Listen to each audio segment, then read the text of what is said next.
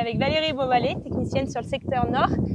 Aujourd'hui, on va vous faire un point sur la récolte des tournesols, sur les colzas, leur semis et le développement, et puis un petit point sur la pression cerco en betterave.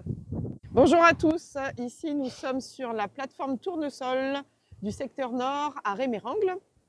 Moi je vais vous parler un petit peu des tournesols. La récolte de tournesol a débuté fraîchement sur le secteur.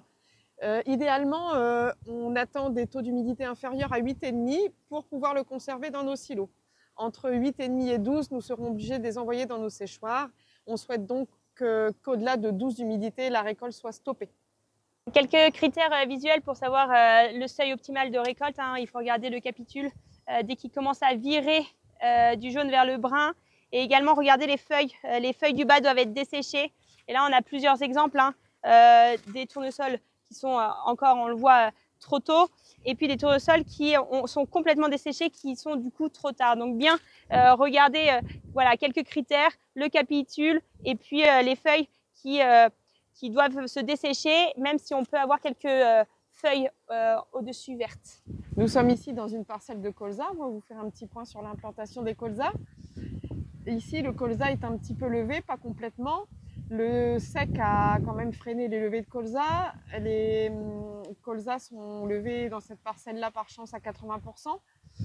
Il est important aujourd'hui de surveiller l'apparition des piqûres d'altise, de petites altises sur les cotylédons. Avec le retour des pluies, il faut également surveiller les limaces. Moi, je conseille d'aller voir dans vos parcelles tous les 2 à 3 jours et d'intervenir si besoin. Concernant le désherbage, nombreuses parcelles n'ont pas été désherbées au semis à cause du sec. Aujourd'hui, il est possible de réintervenir au stade rayonnant de votre colza avec un produit adapté. Il faudra également surveiller les repousses de céréales, de blé et ou d'escourgeons. Concernant ces repousses de blé ou d'escourgeons, surveillez également s'ils ne sont pas effilochés. S'ils sont effilochés, c'est signe de présence de limaces. Donc il faut être très vigilant à ce sujet. Donc pour préciser les propos de Valérie, en effet on commence à avoir une pression de petites altises. La pression des grosses altises est pour l'instant encore faible. N'hésitez pas à mettre des cuvettes jaunes pour faire le suivi des dynamiques de ces ravageurs. C'est vraiment très important et ça va vous permettre de suivre l'évolution de tous les ravageurs durant tout le cycle du colza. Donc quelques points sur les cuvettes jaunes. Lors du semis, on l'enterre. Il faut bien suivre la hauteur de végétation. Donc au fur et à mesure, vous allez augmenter, relever cette cuvette jaune. Venez la vérifier tous les 2-3 jours pour notamment aussi mettre de l'eau. Donc il n'y a pas de seuil indicatif sur la cuvette jaune, sur les traitements. Mais à noter pour les altises, c'est 8 pieds sur 10 sur le seuil de nuisibilité de la levée jusqu'à 4 feuilles. À propos de la pression limace, elle était plutôt faible avec ce mois d'août qui était sec jusqu'à la semaine dernière. Mais là, avec les pluies de vendredi et du week-end, faites bien attention, allez surveiller. N'hésitez pas à aller mettre des pièges à limaces pour ceux qui ne les ont pas encore mis. Et quelques points justement sur ces pièges à limaces.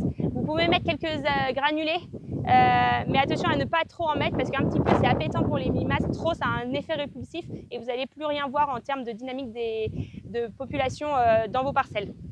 Donc nous avons eu quelques questions sur la réglementation au niveau de la fertilisation. Donc aujourd'hui, on est le 1er septembre, on n'a plus le droit d'apporter d'azote sur les colzas. Pour ceux qui n'auraient pas encore semé leur colza, il y a encore la fertilisation localisée qui est possible d'en mettre avec une dose plafond de 10 unités d'azote quand on est en période d'interdiction. L'autre point et la nouveauté depuis l'année dernière, on peut apporter de l'azote entre le 1er septembre et le 15 octobre sur le stade 4 feuilles de colza, mais sous certaines conditions. Notamment, il ne va pas falloir avoir apporté plus de 30 unités au semis, que ce soit en minéral, que ce soit en organique. Il va falloir avoir semé avant le 25 août et avoir des sols en faible disponibilité en azote. Cette dérogation-là, elle est faite pour des colzas qui seraient très peu poussants et pour pouvoir essayer de les rendre robustes. Je vous laisse le lien dans le catalogue d'automne pour retrouver l'arbre de décision de cette possibilité-là. Nous sommes ici dans une parcelle de betterave afin de faire un petit point sur les maladies, la pression maladie. En effet, on observe quelques taches de cercosporiose et de rouille. Donc, nous vous conseillons d'intervenir selon la sensibilité variétale pour les arrachages au-delà du 15 octobre. Nous venons de vous faire un point sur les cultures qui étaient déjà en place ou encore en place sur le territoire, il est aussi essentiel d'anticiper les implantations à venir, le blé, les cultures de printemps et notamment leur fumure de fond.